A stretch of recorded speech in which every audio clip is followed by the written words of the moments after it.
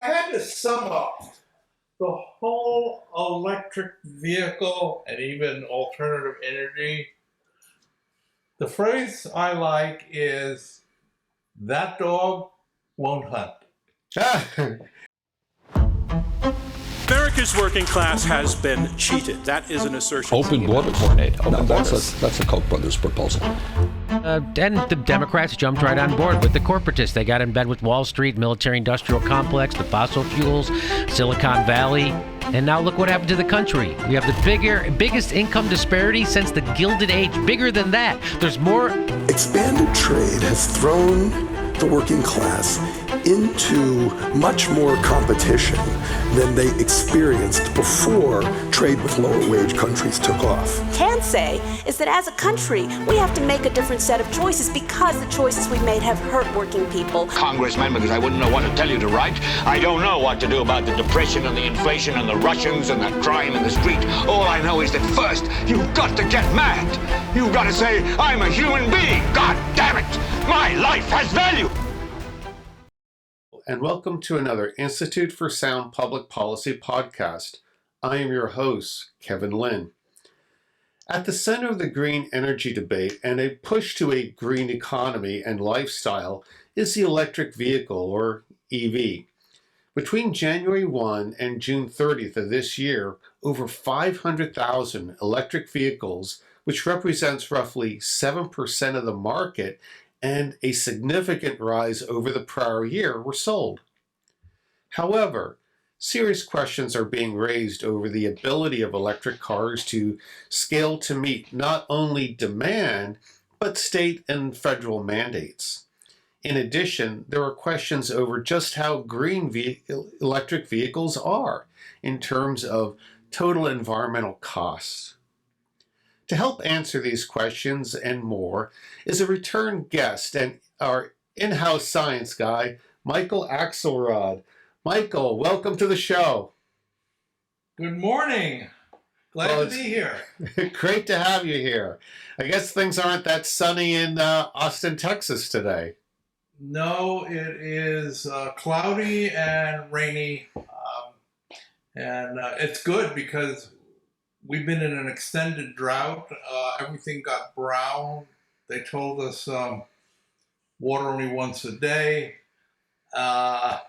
Simultaneously, while allowing massive construction and population increase, which will increase water usage. So, as usual, we see from the policy arena contradictory behavior. There we go. Well, Michael, before we get into our subject, I want to give our audience who haven't watched you before a little background on you. Now, you got your undergraduate degree in electrical engineering from RPI, which is the Rensselaer Polytech Institute, and you got your graduate degree in applied mathematics from the Courant Institute.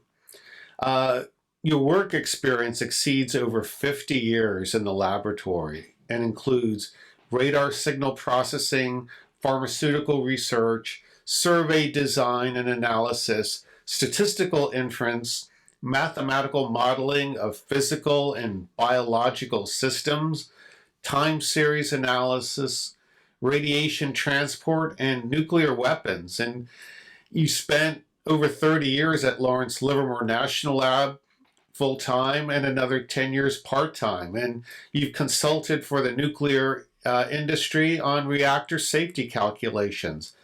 So, Michael, perhaps a good place to start with the science through the spectrum is looking at EVs through the spectrum of physics. Yes. Now, a little phrase popped into my head. Let me get an accessory here. I hope he cooperates. Your lab assistant. Actually, I have two. Come here. This is Maxwell. Come here. No. So, if I had to sum up the whole electric vehicle and even alternative energy, the phrase I like is That dog won't hunt. That's a very Texas phrase. It is. It was. And here is a dog who will hunt. This is Now, what kind of dog is Maxwell? He's a West Highland White Terrier. West Highland from Scotland. And this breed is bred to hunt small animals and even slightly large animals. A breeder told me, or a trainer told me, they will tackle some pretty big things and a fight to the death. And courage over everything else. Yeah, these little guys are strong. When I take them both out, I can barely hold on to them, which is good because I got to get back to my weight training, and it's like doing weight training because he's like pulling. Now, Maxwell here, he is named after, I'll put him down, he's named after James Clark, or Clerk, depending on how you want to do the British spelling. And this is Carmen. Carmen. Hi, welcome to the show, Carmen. Same breed, female instead of male. And now she is named after Theodor von Karman from Hungary.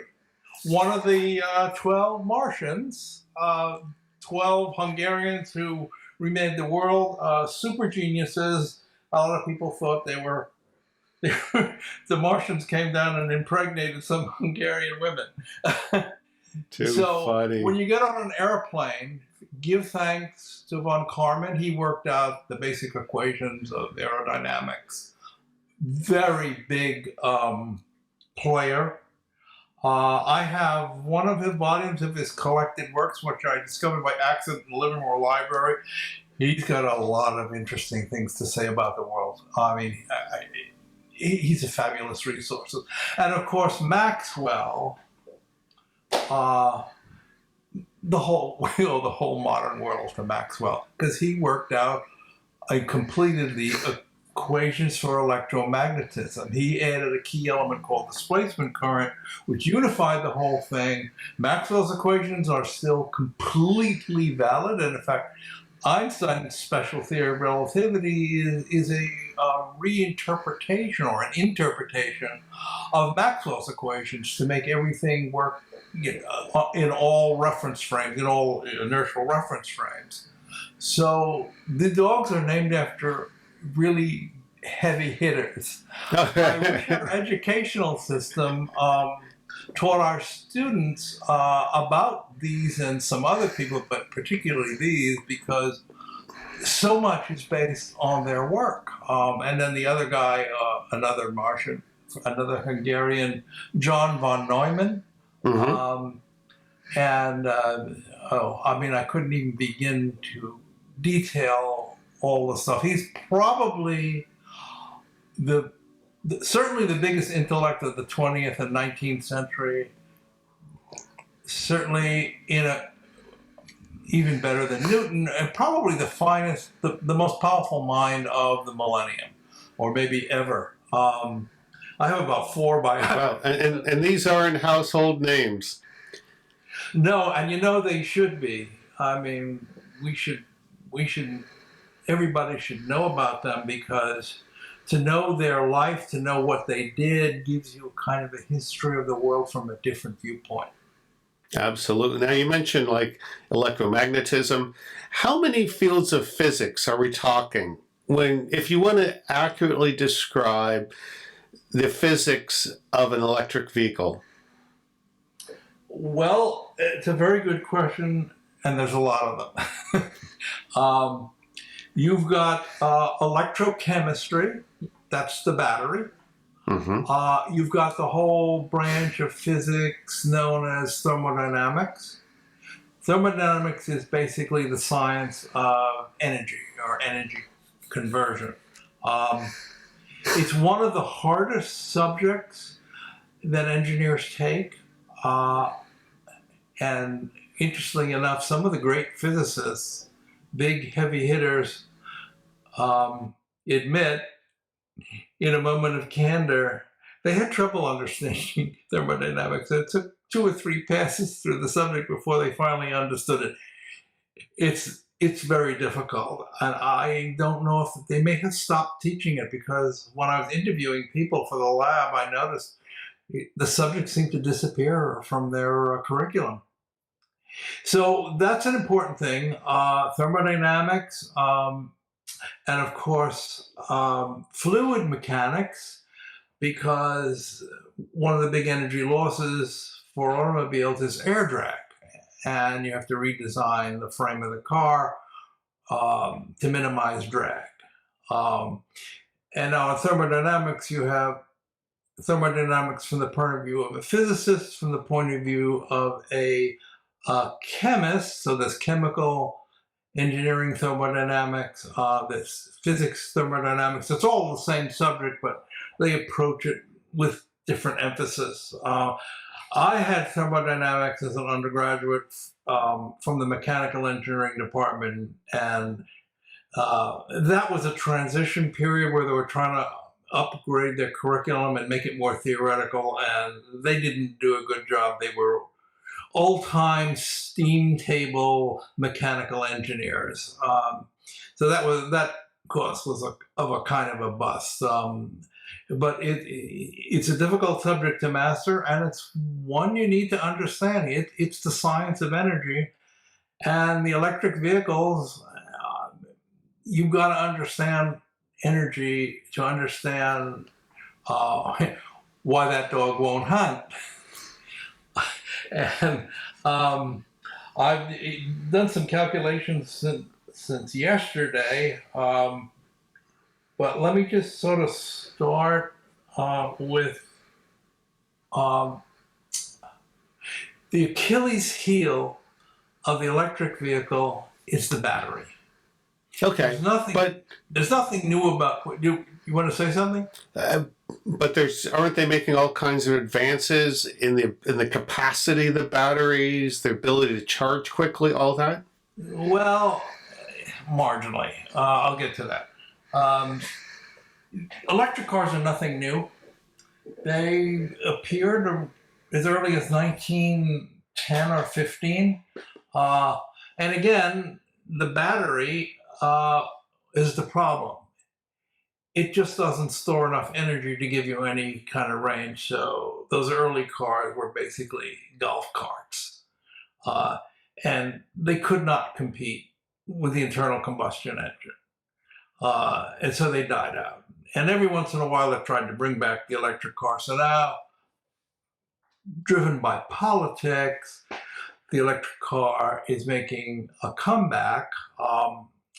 And the lithium-ion battery is a lot better than the lead-acid battery, which is what they use for early electric cars.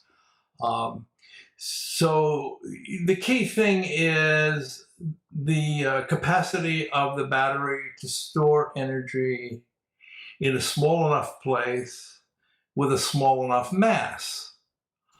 Now, for instance, the Tesla Model S with the 100 kilowatt hour battery weighs 1,200 pounds just for the battery. That's a lot of weight to be lugging around.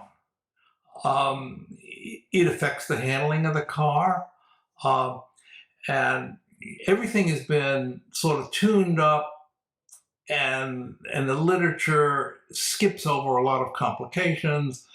You know, it looks good in sort of California weather on a flat road, but as soon as you start to get into real life, picture changes. When it gets cold outside, the battery won't work as well. Now, from a physics standpoint, how does the cold affect the battery? Well, they've got a battery management system, which is supposed to heat it, but you have to heat the interior of the car for the passengers. And so with internal combustion engine, you've got a lot of waste heat, and you just divert that to the interior of the car. Now, in electric cars, you've got to run a heater, and that's draining the battery. And there may be there may be direct effects on the battery from the weather. I don't know if the battery is actually heated. Probably not. These batteries, are thousands of small cells all wired together. It's a whole big matrix of things, so it's not just one monolithic item. But if you had to put your finger on it, the battery is the limiting factor. Okay. One of the limiting factors of the battery is its energy density. How much energy it can store for a given mass, how much energy it can store for a volume. Now the volume part is tricky because, again, they wire together thousands of small cells. So it's not like having just lithium-ion battery material. Okay, you can do that calculation, but you won't get anywhere near the right value. Some of these batteries have become absurd. What is it? I read figures for the Ford F-150 Lightning. What did they have?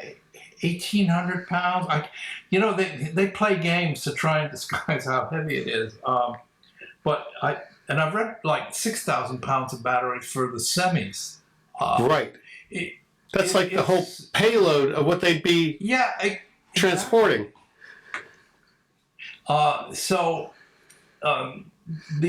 Now aviation, I mean, you hear talk, and there's even a few models about making battery-operated aircraft, and of course that's completely insane, because in an aircraft, weight and volume are key elements, and it isn't going to work. I mean, yeah, they can put in a big battery as big as it fit, and you'll get a limited range aircraft. You'll get a golf cart type airplane. And it's just silly. But again, this is driven very much by politics. Now, going back to the ideal conditions they test these things on are, a flat road, temperate weather, and most of the electric, you can look this up, most of the electric vehicles in the United States, I would say over half are in two states, California and Florida. Right, two very warm, sunny is very states. Flat. California is very temperate. You don't see a lot of electric cars in Minnesota. Thank you. You sacrifice when it gets cold. Like below 30 degrees or something. You lose about 40 to 50% of your range, which is not that great to begin with. Right. That's a lot. Besides that dog won't hunt, another descriptive phrase for the whole thing is it doesn't scale easily. So you can look at the electric cars from a micro point of view and from a macro point of view. So micro means an individual car and how it behaves in a test bed under ideal conditions. The macro point of view means how are 10 million or 50 million of these things going to work? Because now the whole thing has to scale, and I don't think it's going to scale very well. You just don't have enough electrical energy. You'll have to expand the grid. Now, if you want to expand the grid with fossil fuel energy or nuclear energy, it may be doable, but if you're going to try and expand it with wind power and solar power, that's a whole different story. Because I think don't work very well at night. Right. I think if Germany has taught us anything about that experiment, it doesn't work well in northern climes where you have periods of the year where there's not a lot of sunlight. I mean, in the summer, where the days are very long, there's a lot of incoming solar radiation. But in the winter, where the days are short and overcast, well, not too good. Well, the weather in Germany is kind of never really... Yeah, it's always wet and cold. I was in 1972. I was in Yugoslavia, driving up the coast, and some of the towns there, villages, German was spoken in the street because so many Germans go there to vacation to get some decent weather in the summer.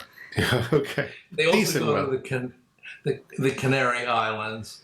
Now you can actually, there are maps about, how much solar energy falls on the ground, and you can see Germany is a disaster. There are certain places like the Middle East or parts of Texas and Arizona where there's a lot of sunlight, and it kind of works, except when it doesn't. As we found out in Texas a couple of years ago, the wind turbines froze up. They have to have battery backups. I'm in an electric cooperative, not by choice, and it uses a battery backup. And of course, these lithium-ion batteries don't only last for so many charge cycles. I think it's 500 to 1,000 for the car battery, something like that, charge, discharge. And then when you actually go through the energetics, a not so optimistic picture emerges. So one way to think of the electric car, which I think is useful, is you're moving the combustion point from under the hood, that's an internal combustion engine, back to the power plant. So you could have a power plant which could be coal, it could be nuclear, it could be gas, and it's going to, a combined cycle gas power plant today can achieve almost as much as 60% efficiency. But that's atypical. Most of them are going to be way below that. Okay, you're not going to get all the energy out of the fuel. Now that electrical energy has to go through the grid, so you're going to lose 7%. Now it begins to get exciting. You have to convert the electrical energy that's coming into your house to DC to charge the battery, and you lose about 10% there. And when you plug in your iPhone, right, the charger warms up, right? And that's because it's not 100% efficiency. Okay, so then charge it, you lose another 10% discharge on the battery. Now what comes out of the battery? DC. But the motors or engines in the car are AC. So on the other side of the battery, you need an inverter to change the DC to AC. You lose another 10%. So when you string all these losses together, you find the electric car system is not any more efficiency from just tracking the losses because of these extra conversions all the way through. So you're saying it's a net zero at the end of the day in terms of from the fuel source, from the feedstock, okay, Right. To turning the wheels, it's around the same.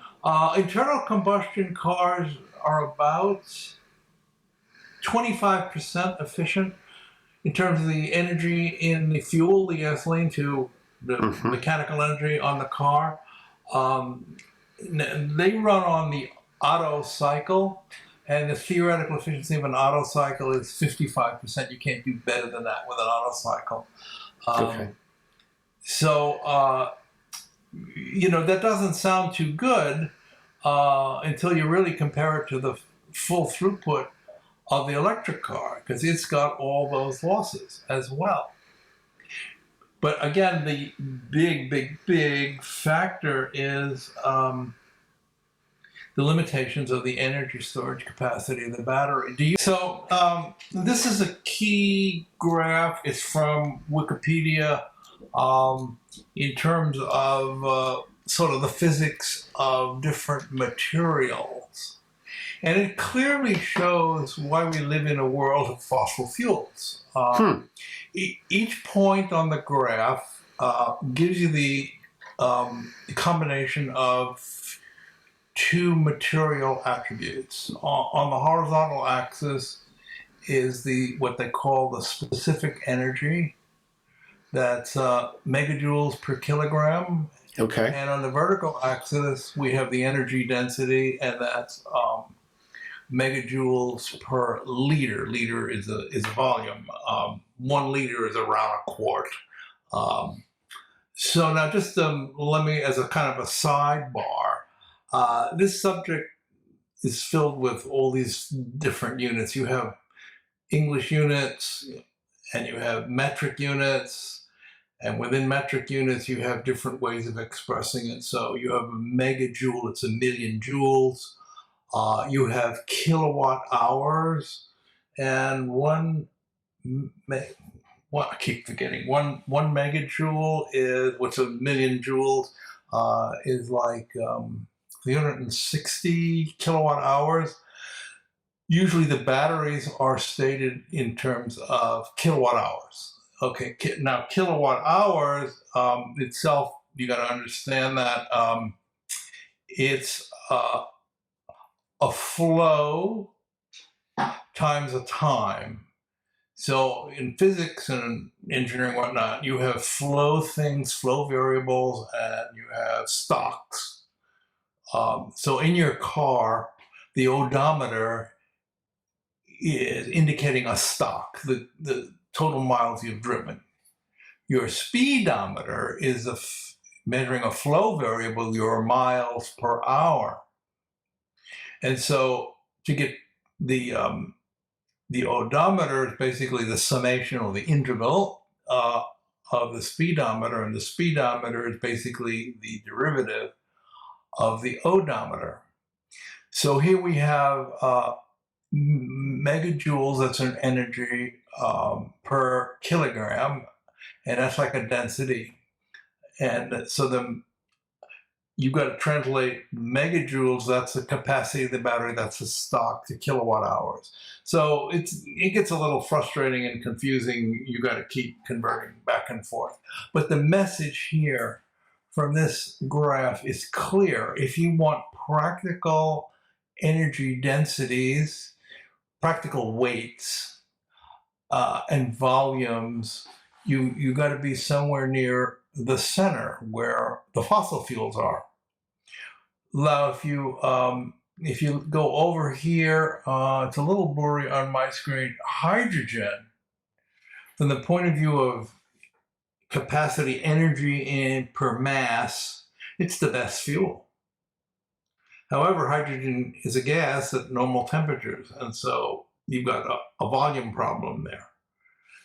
The lithium-ion battery, all the way over on the other side, it's great in terms of volume. You stuff a lot of energy in a small space, but it's terrible in terms of weight. And we see that these electric cars, electric trucks, have enormous battery weights. Now, I'm going to want to emphasize this variable is a spec. It's the lithium-ion battery material. The actual installed battery is going to have a lot more weight and a lot more volume because you've got to wire all these cells together. But this graph is nice because it shows you why the internal combustion engine running on fossil fuels has become the standard. Is that and that's really because it's the most efficient, correct? Well, I don't know if efficiency is the right word. I like I said, a car is a mobile device. You can't have an extension cord plugging it. That's already right there. So basically, you need portable energy storage, right? And so what's that? It's gasoline or diesel. Right. It's a gallon of diesel, gallon of gasoline, or a lithium battery. Or lithium battery. Let's see. Now I sent you. I'm just gonna bring it up on my my own. Can you still hear me? I can still hear you. Okay, I did a little calculation. gasoline storing 100 kilowatt hours. Okay, I chose 100 kilowatt hours because that's the big battery on the Tesla Model S. Okay. Gasoline that will store 100 kilowatt hours has a mass of 7.76 kilograms, which is 17 pounds, and a volume of 10.8 liters or 2.8 gallons. So that alone shows you how much energy is in gasoline.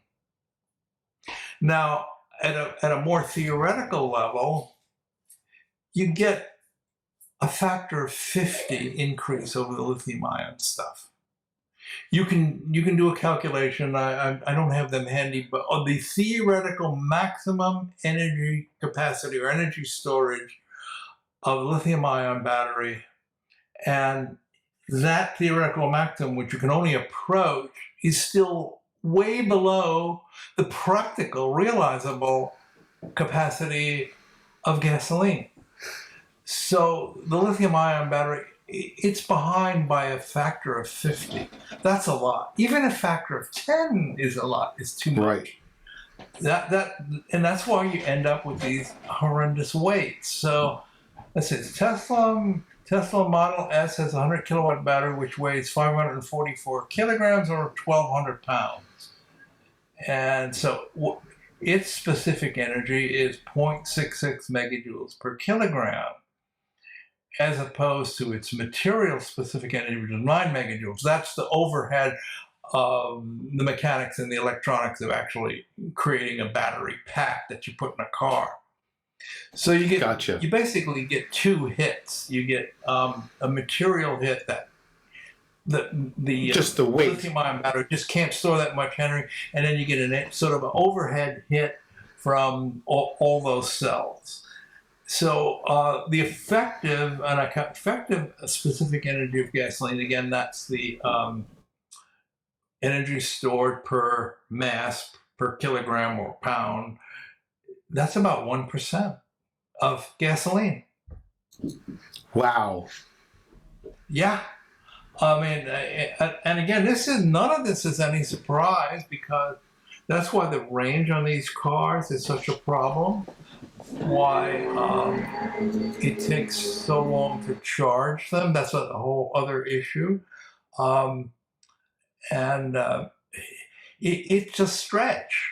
I mean, it kind of works on a theoretical basis and on an individual basis, but on a realizable basis for 100 million cars, I don't think so. Now, I did one calculation just today, which I don't think you'll see this at least I haven't seen it anywhere. Suppose you're going to drive your Tesla up a mountain, so of 6,000 feet, which is 1,830 meters. So now you have to lift that 1,200 pounds of battery 6,000 feet. That takes energy. So it's actually going into potential energy. I mean, to raise any object up, against the force of gravity requires energy. Now, with the Tesla and other electric cars, you can get some of that energy back. You can get about 65% of the energy back with regenerative braking. That's kind of what you run the whole thing in reverse. And as the car it slows down coming down the mountain, okay, it's actually charging the battery. But again, there's a charge-discharge loss. So you're going to get what they say, at least on the websites that I saw, you're going to get about 65% back. But you're gonna have a net loss of 9.5 kilowatt hours, or about 10% of the battery capacity. So just going up a 6,000 foot mountain, coming down, with the advantage of the regenerative braking, you're still gonna have a net loss. Now, a calculation I've been meaning to do, I haven't done yet, is I'd like to put a car like the Tesla Model S on a sinusoidal road. where you're going up and down and up and down, because each one of those cycles is going to cost you in energy, even though you're getting it back with regenerative braking. That's going to be the response of the advocates. They're going to say, well, but you get the energy back with regenerative braking, which is true. I don't dispute that. I'm not getting all of it back. So, I mean, this is one of the many reasons when people buy the car and actually put it into use, all these little things hit them, and they don't get the range that they thought. They just don't get the performance as compared to an internal combustion engine. It's almost a mystery to me why they sell any of these things. Well, I will say this. People I know who own Teslas seem to really love them. Yes. Again, I'm not unsure why. I imagine they're quick off the line. But, yeah, people seem to love those. I have a friend from my lab days, and we're still in contact. He lives in California. Very smart guy. Knows a lot of math. He's very good at optimization theory and all sorts of stuff. Well, he bought a Tesla. But I can't get him to answer the question, what's the advantage of it? Why do you like it? And he keeps answering with, well, it comes with this feature and that feature and the other feature, but all of those things he likes have nothing to do with it being an electric car. You could have all those same features in an internal combustion car. Gotcha. Right. There are add-ons that Tesla has put in to make it attractive. You know, it has, 8 alarm detectors if somebody's approaching the car. It has all these little gadgets, which are nice, but you pay for it. And people like that. The other thing that people like is you get a lot of acceleration. Right. And that, I guess that's a nice feel. It's quiet on short trips, low mileage trip around the city. But when you go to the highway, the wind noise is the dominant noise source. Right. So I'm not sure. I'd like to take a ride in a Tesla and bring my sound level meter and see what it's like. You need to. You absolutely do. But so, it's still kind of a mystery. I think another part of it is virtue signaling, where people think they're on the right side of history because of global warming, which is another conversation we can have like this one. We can concentrate on that thing. And so, yeah, well, I understand one of the legends of the Prius was at Toyota. They said, whatever you do, just make it look really different for that virtue signaling purpose. Yes, exactly. Now, the Prius is a hybrid, right? Right, the Prius is a hybrid. And I was curious to get your thoughts on hybrids compared to electric vehicles. Are they something in the middle of all this? Well, the hybrids are internal combustion cars. 100% of the energy comes from gasoline. One way to think of a hybrid is it's a more efficient torque converter, more efficient transmission. Okay, because the speed curve, internal combustion engine, is lousy at slow speeds, and so that's why you don't get the acceleration. That's why you have a transmission. Your transmission in a conventional car is a torque converter, because you got low torque at low speeds. So that's why you go into low gear, right? And when you get to high gear, you have higher torque, okay? So you can look at the hybrid car as just a more efficient torque converter. But it's still basically an internal combustion car. It's living off the energy in the gasoline. Right. But now it's a question of, you have to pay extra money for the hybrid stuff. So does the gasoline that you don't consume, is that saving worth it, the extra money? And that's a present value calculation. I did it a few years ago and concluded it didn't. Most of these things, you have to sit down and do the present value calculation. And that's what financial people do. And then basically with that, you take these deterministic equations and whatnot, and you make all the variables random variables. So now you have to bring in probability theory and statistics and all of that. And so now all your answers are stated in probabilistic terms. This gets very technical. I'm sorry, it's very easy to exceed the comprehension of people who just haven't to nerd out on this stuff. Yeah, but if you want to understand it, there's no escaping it. I'm disappointed, but I understand why more automotive engineers aren't on the forefront of criticizing the electric car. At least the retired ones. I understand why the working level engineer at Ford or GM or Toyota or it is not up in arms against the electric car as a engineering monstrosity. And we see a lot of pressure being provided to this, being applied to the C-suites by BlackRock, Vanguard, who own a lot through their passive investing models. They have a lot of the stock. They can be very influential in the boardroom and make these decisions, whether they're the most economically viable in the long run or not. Well, that's exactly right.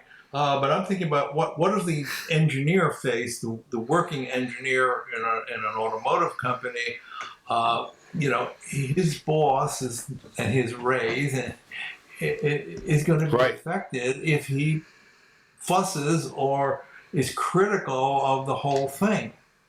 Absolutely. What you say about these companies, the finance companies, is absolutely true. I used to be in Vanguard, and I took all my money out of Vanguard when I found that they paid the Clintons something around $400,000 for short speeches. It was reported on the Clintons' disclosure forms.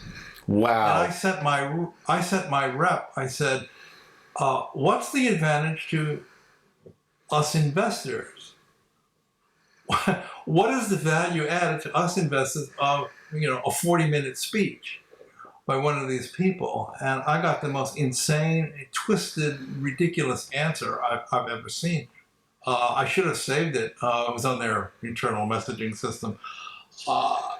It was just crazy because they're a mutual fund, unlike, say, Schwab or Fidelity. Right. They're privately owned. So Schwab or Fidelity, they can use their profits however they want.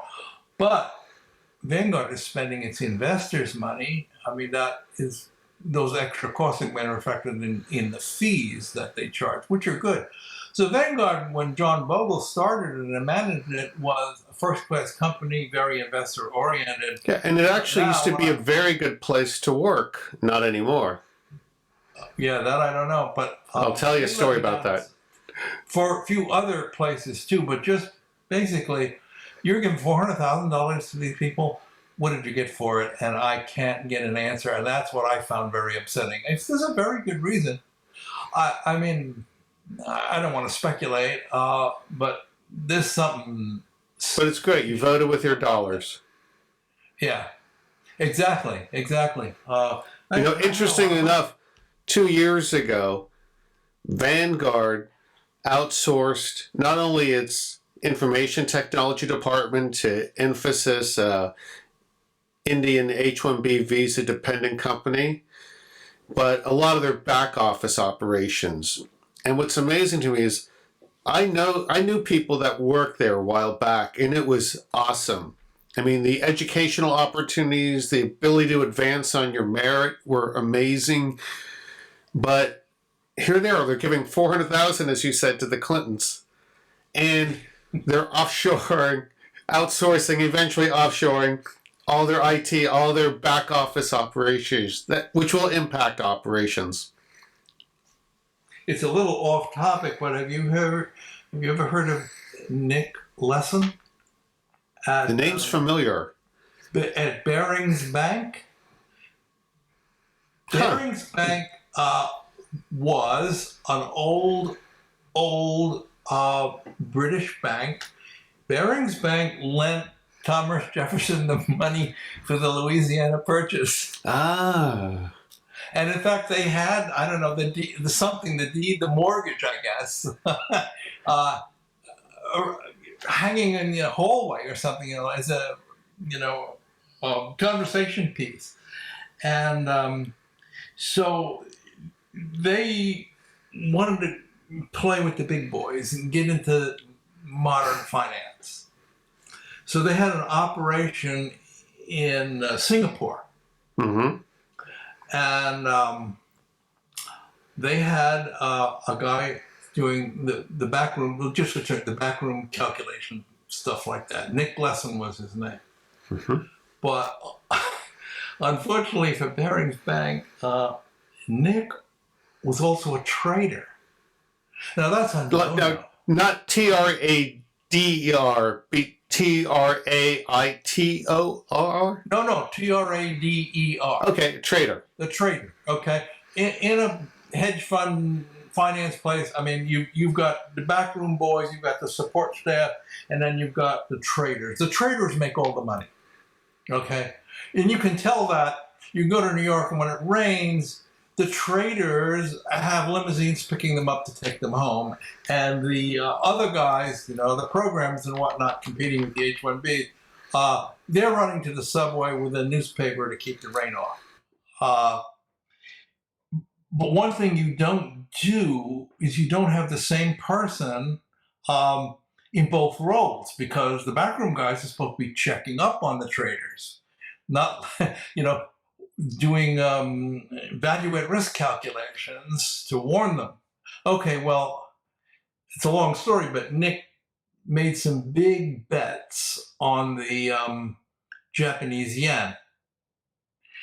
And he got into trouble, and he was trying to get out of the trouble with even bigger bets. Sound familiar? Mm-hmm. Anyway, he made a big bet, and the Kyoto earthquake occurred. The Kyoto earthquake sent the yen plummeting. Mm-hmm. His bet lost Barings Bank at least $1 billion and maybe billions. At that time. And it destroyed the bank. Barings Bank ended up being sold for £1 or something like that.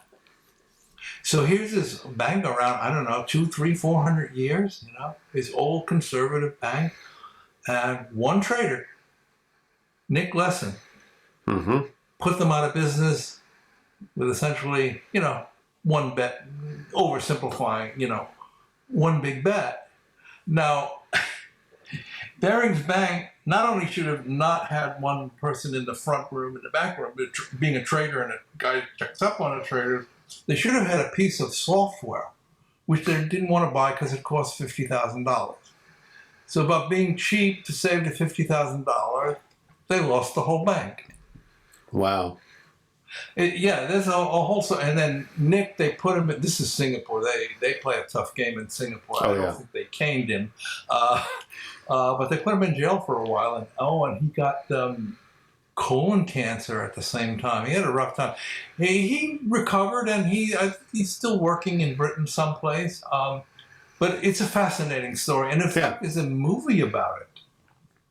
But anyway, that's a sort of a sidebar story on. It's a whale of a tale. Remember the London whale? Brought down.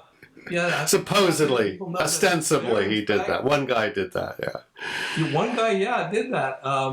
Well, it shows you when you don't have a robust system, right? Well, that's it. Isn't that Taleb's, antifragile thesis? When it breaks, it makes it stronger. That's a robust system right there. It's antifragile. It's a step above being robust. Exactly. Interesting. Well, this is great. We're coming towards the top of the hour. Is there anything else, that we should impart? I have barely scratched the surface of the electric car problems. One thing which I talked to you on the phone about is, and I haven't seen anyone analyze this, with these charging stations, you're replacing Right. pumps with electric charging stations. Now, you roll into the gas pump, and it's going to take about 2.5 to 3 minutes to fill your gas tank. My Honda Accord 2009 had a 17-gallon gas tank. My current Honda Accord has a 14-gallon gas tank, but they have similar range because the new car is a turbo. But anyway, so now that, 2.5 minutes is 3 minutes is not very long. They call that, the service time. Right. So the way these math guys model this stuff is you have these cars coming in according to some random process, you have service time, and then they go away. Okay. Now that thing, when the service time goes from minutes to many minutes, it's going to change everything. You're going to end up with long lines at these charging stations, and that's already happening. There are stories of people who go on road trips and they find, oh my God, when they, especially at night, the whole thing is jammed up with cars. And that caused some, I don't know if this is a Secretary of Transportation, but somebody from the government decided to do a demo of driving an electric car, and they cheated. They sent an internal combustion car to block off the entrance points to regular cars to make sure that their test guy, didn't have to wait long at the station. I mean, it's a fraud on the public, basically. So, right, so there's a queuing dynamic to this, is what you're saying. Yeah. So you gotta, to appreciate this, you gotta have some understanding of queuing theory itself, which is a fairly difficult subject. You can't work out explicit formulas for a lot of it. You got to do simulations, but that's a whole other thing. But what I'm trying to get at is the vast number of fields that this thing spans, and automotive engineers generally don't know any queuing theory. Electrical engineers don't know any queuing theory. I'm a weird guy in many ways, and I just happen to know these things because I'm very curious and I've studied that.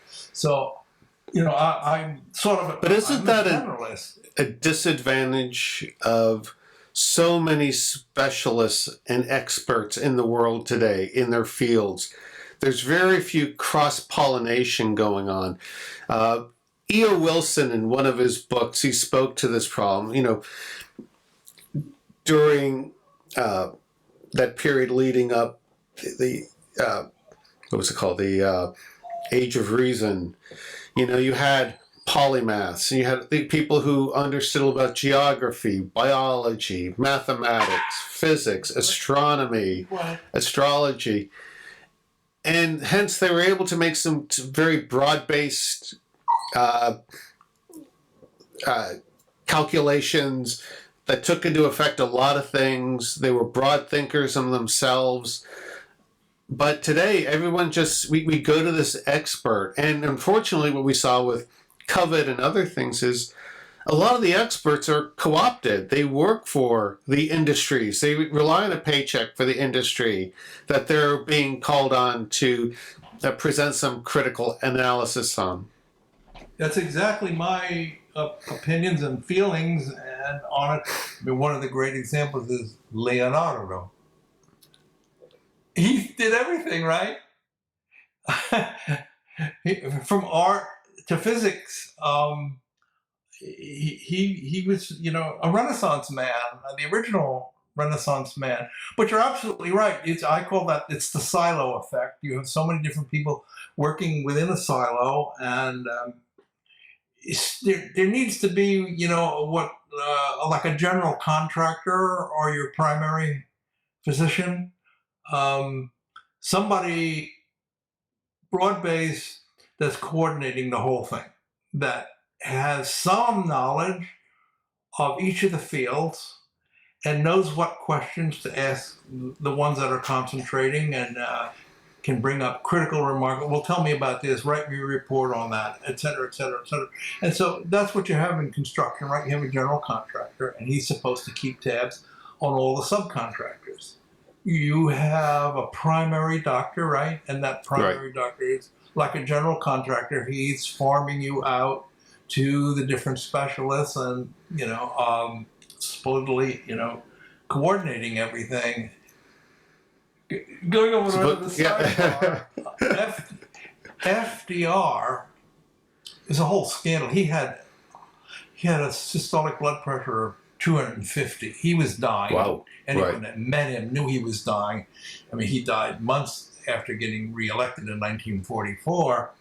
Anyway, who was his doctor? Who was his primary, so to speak? Was a ear, nose, and throat doctor.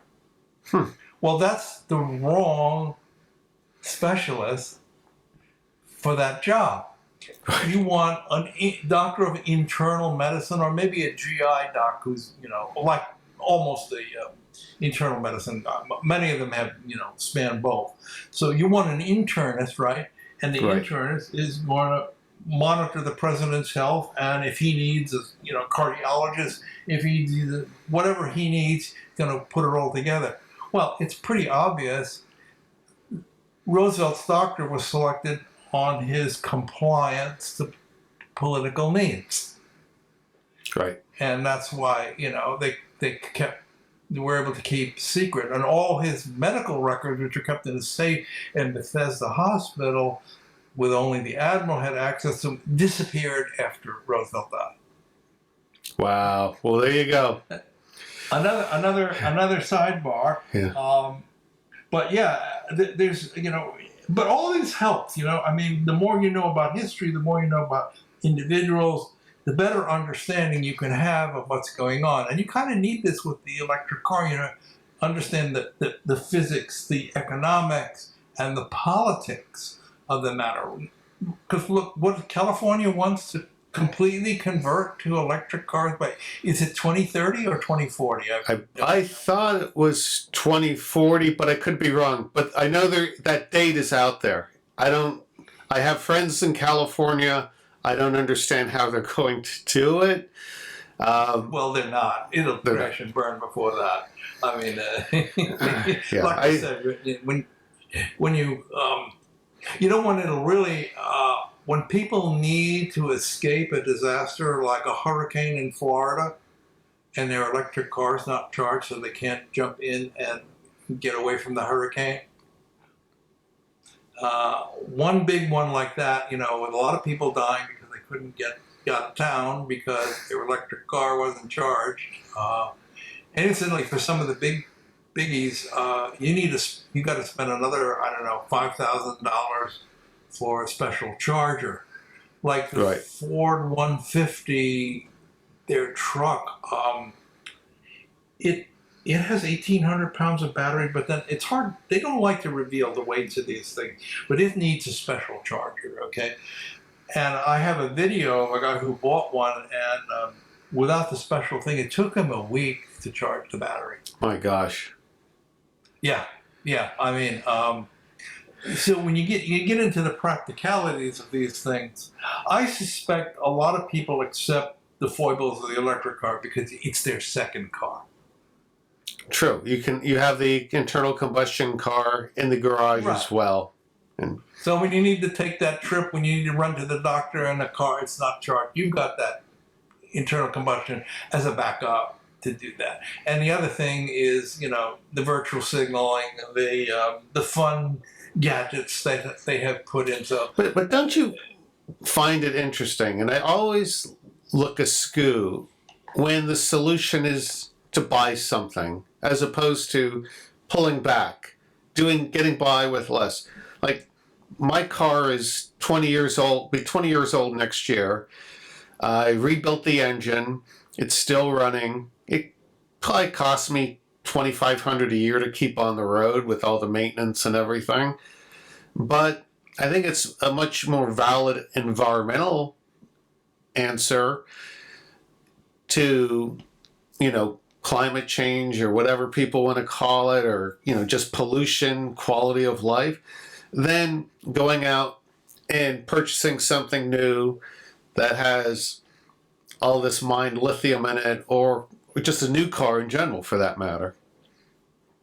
Well, there are analysis that you can get where people show that the electric cars are actually more polluting the internal combustion. When you do the full life cycle, the mining of those materials, the transportation of all the parts, it's a big calculation. But yeah, I mean, what you say is true. I had a Honda 2009 until last year, and it ran perfectly. It is an absolutely great car. Now, I bought a new one then for a very special reason.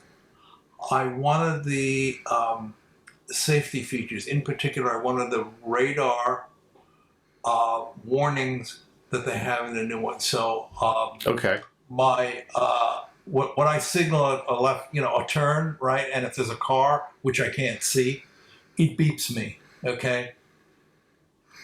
Great. All you have to do is save one accident, right? Yeah. And it's paid for itself. Okay. So that was the attraction. My neighbor bought the car for his grandson or So I got like $8,000 for that used car. It had 150,000 miles on it. But otherwise, I would have kept the Honda until you get to the crossover point where the cost of repairs and maintenance just becomes too high to justify keeping it. Okay, but you're absolutely right. I mean, and that's what I've done. I go at least 10, 12 years. My 1992 Honda, I got 250,000 miles on it. Original clutch the whole time. Really? I ended up, Wow. I ended up selling it, okay, before I moved to Texas, okay? And I sold my 2003 Honda, okay, which was still running strong, okay? So yeah, I'm a great believer in exactly what you say, keep your car going, get a good car, it's reliable, keep it, and there's no reason, with the exception, like I said, I love the backup camera. You're pulling out of the space out as you get older. But you can get an aftermarket solution to that. I could have had that done to my car, but that costs, right? It does. Yeah, like I had to put Apple CarPlay into it. That was about $1,000 at the time. So. Yeah, and I have Apple CarPlay. I have all it. It actually has almost too much. It feels like you're administering the car and not driving it. Absolutely. Well, Michael, on that note, I bid farewell to you, to Max, to Carmen. Great having you here again and chatting about, very specifically, again, the physics of electric vehicles. And I think most people are not aware of this and the complexities. And we've barely scratched the surface. Absolutely. I could do another easily 2 hours of talk, but it's too much. Yeah. It's a fire hose effect. I mean, it's just I'm done with all this, and it's technical stuff, and it's got all these units, and I mean, it's a challenge. I've been trying to write a book on this. I would like to publish a book on either the electric car or my objections to the whole alternative energy business. And I think, like I told you on the phone, my core objection is it's trying to replace chemical energy flows with electrical energy flows. In fact, the title I was going was Current Wars Redux. Right. If you go back to the early 20th century, you had a war between AC and DC. Right. Tesla's AC and Edison's DC. And of course, again, the physics was against Edison, right? You couldn't be further than a mile because it was, all the physical limitations of DC, right? Tesla slaughtered them, and we're still using all of Tesla's designs. But it's very interesting when you read the history. Edison tried all the tricks that we see today, insults, trying to make AC look dangerous because they had a. He said AC is only fit for powering the electric chair, and actually staged a demo of an execution by somebody with electricity, which went sour and it made it worse. Okay, so that's why we call the current rose redux as an analogy of pipes versus wires. Right. Will be like the orientation of the book. Okay, we're trying to replace these pipe chemical energy flows with wires transmitting between the wires energy. And I think, that's the central flaw of it. This won't get resolved on a policy level until stuff crashes and burns. Yeah, and unfortunately, I think a lot of people in communities, regions, will have put a lot of investment, a lot of sunk costs in let's call it the road to nowhere. And yeah, again, it's good, sound public policy world, we would bring all these factors into account. Well, again, Michael, thanks so much for joining us today. Take care. All right. We can do one on global warming if you like. We will have to, and we'll have to invite KMO back for that. I think he'd love to be on that one. All right, Michael, take care. Thanks so much. Take care.